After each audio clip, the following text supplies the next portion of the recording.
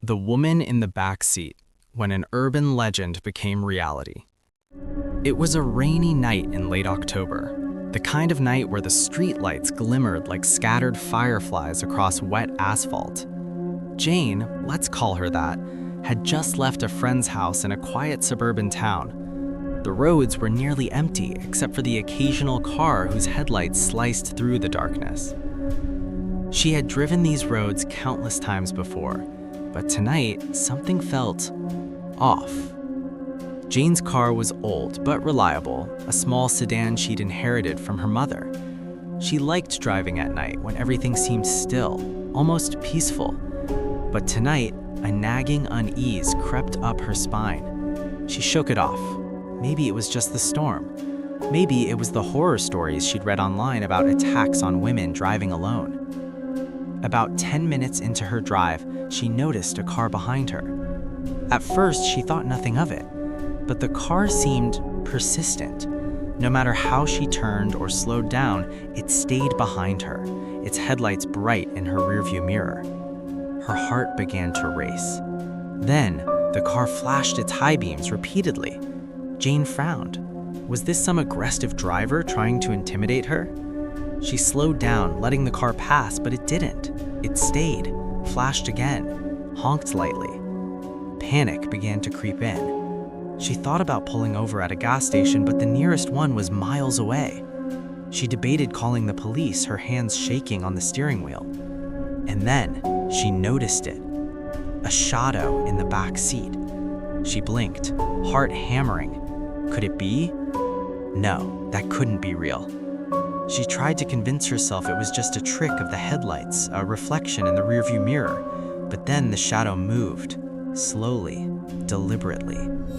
Jane's mind raced. She remembered the old urban legend, the killer in the back seat. It was one of those stories you laughed at in high school, the kind of campfire tale that made you jump and then laugh nervously. But now it felt terrifyingly real. She slammed the gas pedal, accelerating down the wet road. The car behind her sped up too, staying close, lights flashing. Desperate, Jane took the next turn and drove toward a convenience store that was still open. She could feel the eyes of the stranger in her back seat. As she screeched into the parking lot, the car behind her swerved slightly, as if the driver didn't expect her to stop. Jane jumped out and ran inside, dripping wet, heart racing, tears mixing with rain on her face. The store clerk, a young man stocking shelves, immediately noticed her panic. "What's wrong?" he asked. "There's someone in my car," she gasped. "Someone tried to..." She couldn't even finish the sentence. 2 minutes later, the police arrived. They cautiously approached Jane's car, and there it was. A man crouched in the back seat, soaked from the rain, eyes wide with surprise at being discovered. He had been hiding there for miles, waiting for the right moment. He carried a small knife, though police later reported he didn't manage to attack Jane. If she hadn't driven toward that convenience store, who knows what would have happened?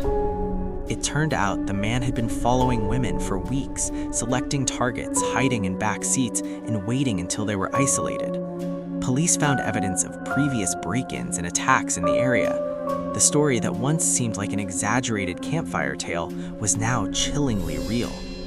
After that night, Jane never drove alone at night again. She told her story to friends who initially thought she was exaggerating, but when the news reported the arrest of the man, the one who had been stalking women in back seats, it made national headlines.